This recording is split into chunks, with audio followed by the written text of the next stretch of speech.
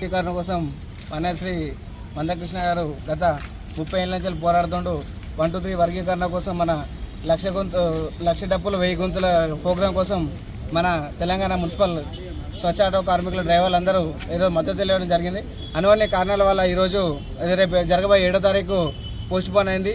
మళ్ళీ అన్నగారు ఈ నెలలనే ఇంకా డేట్ ఫిక్స్ చేయలేదు, చేశామన్నారు. ఆ ఉద్దేశంతో అంటే మా డ్రైవర్లు ఉన్న మొత్తం ఒక 100 మంది ర్యాలీ తీద్దాం అనుకున్నాం. ఇక అన్నగారి పిలుపు మేరకు మనం ఓన్లీ ఈడి వరకే సర్కిల్ కానే దీన్ని క్లోజ్ చేసి ఇంతటితోటి మన డ్రైవర్లు కార్మికులు పెద్ద ఎత్తున రేపు అన్నగారు ఏ రోజైతే పెడతారో 1,00,000 డప్పులు 1000 గొంతులు కాదు, ఇప్పుడు 2 లక్షల మంది డప్పులతోటి పెడదామంటుండు. మన 1, 2, 3 వర్గీకరణ 30 ఏళ్ళ నుంచి మనం పోరాడుతున్నాం. ఇప్పటికైనా విముక్తి పొందాలి. ఈ గవర్నమెంట్లు ఇవన్నీ సెంట్రల్ బీజేపీ గవర్నమెంట్ ఇచ్చిన తెలంగాణలో స్టేట్ గవర్నమెంట్ కూడా ఇన్ని రోజులు జరుగుతుంది. దీనికోసమే అన్నగారు గట్టిగానే మా లోపల ఉన్న మా రక్తంలో ఉన్న మా డప్పును మా జాతిని మా మాదక జాతిని బయటికి తీసిండు.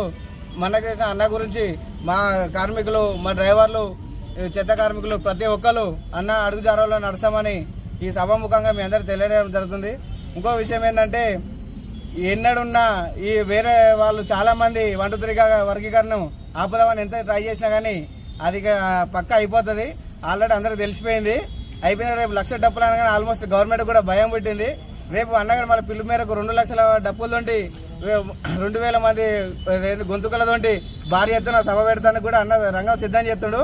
ఈ రోజు వచ్చిన 10 డప్పులు కాదు, రేపు 50 డప్పులతోటి మల్లపూరు చెత్త కార్మికుల నుంచి ఇక్కడి నుంచి బయలుదేరడానికి నేను మన చెక్క సీనన్న, మన నవీన్ అన్న ఎంఆర్పిఎస్, మన రాజు, మన ఆంజనేయులు అన్న, మన గణేష్ అన్న, మా శంకర్ నాయక్ అన్న, మా శివ, చాలా మంది ఇంకా పెద్ద పెద్ద నాయకులు వీళ్ళందరూ కలిసి ముందడుగు వేసి ముందుకు సాగుదామని మనస్ఫూర్తిగా కోరుకోవడం జరిగింది.